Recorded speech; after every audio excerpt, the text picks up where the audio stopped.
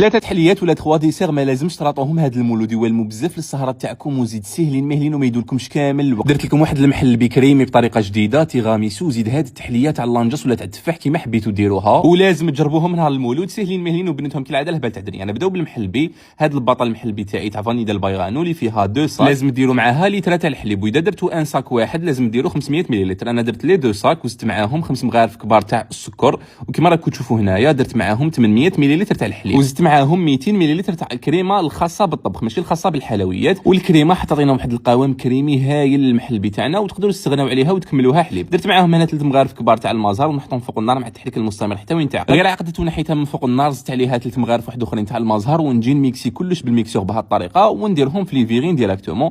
بعد ما تعمروهم في لي فيغين تعمروا الكريمه تاعكم، حطوا لي فيغين ديراكتومون في فريجيدر، خلوهم يبردوا مليح باش نجو نديكوريوهم.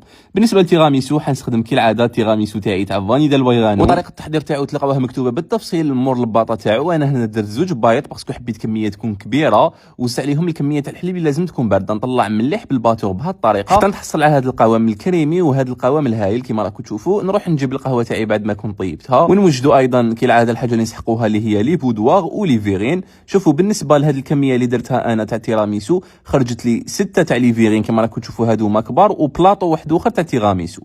معناتها كيما شفتوا 2 بيض يخرج لي كميه كبيره. درت الطبقه الاولى تاع لي بودواغ، درت الطبقه تاع الكريمه لي بودواغ والكريمه غلقتها من الفوق، نحطهم يبردوا مليح في الفريجيدر باش نديكوريوهم بالكاكاو. بالنسبه للتحليه تاع اللانجاس في كاسرونه درت 4 صفار البيض، 3 مغارف كبار تاع السكر العادي، مغرف صغيره تاع لافاني تاعي تاع فانيدا البايغانو، وخلطت كلش غير بالفوي. بعدها نجي ندير نص لتر تاع الحليب، نكمل نخلط ونزيد عليهم 2 مغارف كبار تاع المايزينا، نخلطهم مليح ونحطهم فوق النار مع التحريك المستمر حتى تعقد لي الكريمه. نحطها في ريسيبيون نغطيها اون كونتاكت نخليها تبرد شويه. في كاسرونه واحده اخرى درت فيها 3 كيلات تاع الماء، كيلو باش حبيتو، مع كيله تاع السكر، نحط معاها طونشه تاع القارص، نحركها شويه حتى يذوب هذاك السكر ونحطوه فوق النار. غير يرفد الغليه نروح نجيب هاد الحبات تاع اللانجاس اللي كنت نقيتهم ولا تاع التفاح، درت لهم شويه تاع القارص وحطيتهم في الماء ونحطهم في هذاك الخليط تاع السكر والماء ونحطهم فوق النار حتى وين يطيب لي هذاك اللانجاس ونشوفوه باللي ولا طري. كيما راكم تشوفوا المحل بتاعي هنايا بعد ما برد لي كنت درت عليه شويه تاع البيستاش واكيد القرفه. بالنسبه للتيراميسو حنديروا تيراميسو تاع الشمعه. كيما راكم تشوفوا جبت بوشون تاع القرعه تاع الزيت وفوق كل حبه ونرشوه بالكاكاو تاعي تاع فانيدا البايغانو، بعدها نديكوري بحبات تاع القرنفل هكذا على شكل شمعه. نروح لديك الكريمه بعد ما بردت لي شويه نحطها في ريسيبيون ونزيد عليها ان صاك واحد تاع لا شونتيي تاعي تاع فانيدا البايغانو ونخلطها مليح بالبيتران ولا بالباتور. لازم تحصلوا على قوام يكون كريمي ما يكونش طالع، معناتها حتى نحصلوا على هذا القوام الكريمي ونحبسوا تخلط.